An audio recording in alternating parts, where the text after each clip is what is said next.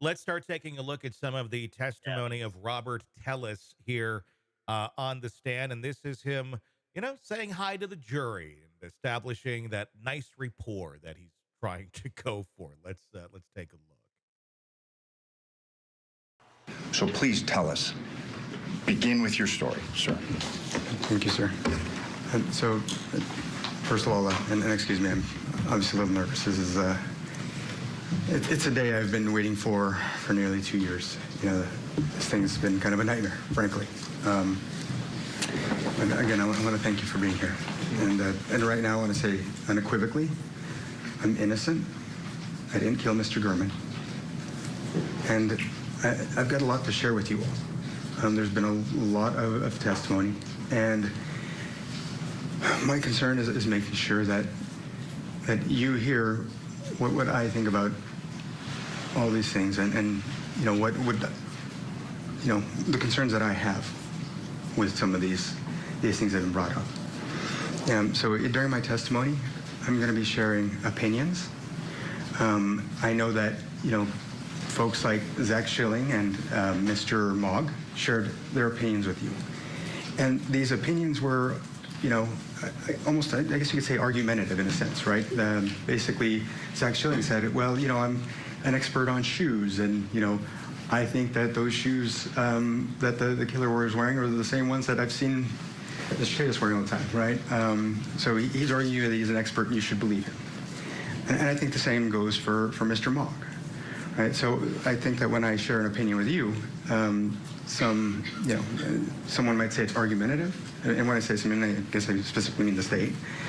But I think that when I share an opinion with you, that's my right, and it's your right to decide whether or not you agree with my opinion or not, whether you want to adopt my opinion or not. So I'm just hoping that I'm not stopped from sharing with you what I have to say. My concern, no, no one does know, actually, My but opinion, my opinion, my yeah, opinion, my opinion, my like opinion. to, You need to hear yeah, my opinion. Me, me, me, me, yep, me, me, me. yep. And my concern is that you hear You're my a moron. narrative. I'm going to tell you Yeah, what. You're a moron. I'm going to tell you what I think. exactly, exactly. And expert opinions, they're right in line with my opinion. They're on the same scale, even though they're experts. My opinion should be weighed just as heavily. Thoughts on that? I don't know why the judge allowed it. Yeah. Other than I think they're like, let's give him more rope. He's going Yeah, to hang himself no I matter seriously, what. Tony, I'd love to be behind the scenes of some of these cases where it looks like they're saying that, hey, let this guy hang himself. We think he's guilty, so let him prove it. I'm just, Yeah. I, he is doing everything completely wrong for himself in this, and he's another great example in life of. I've mentioned it numerous times in life. If you want to be really prosperous and successful, aside from the fact this guy's being accused of killing someone, so and I got to make sure I apologize for any flippancy I had, because that's really at the root of this is Sure. someone lost their life tragically, and there's a lot of victims in this in every case we cover.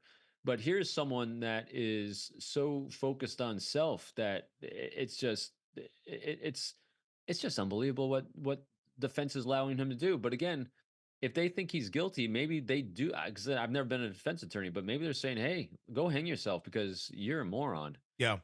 I mean, the defense itself really, his defense attorney really didn't have very strong arguments of much of anything when they were up there just the other day.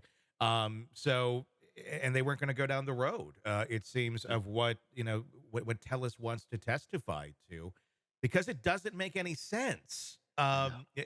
And his narrative of what happened or didn't happen, again, none of it really adds up, and nor does he in his testimony address any of the glaring issues. He's just kind of skirts around everything that really has nothing to do with the case itself. We're going to hear about his love of super glue and gluing his fingers back together. About how he has three cars because somehow that is relevant in this. I Um, know. it's nuts. When someone, again, when you're battling for your life, you want to be compelling. Mhm.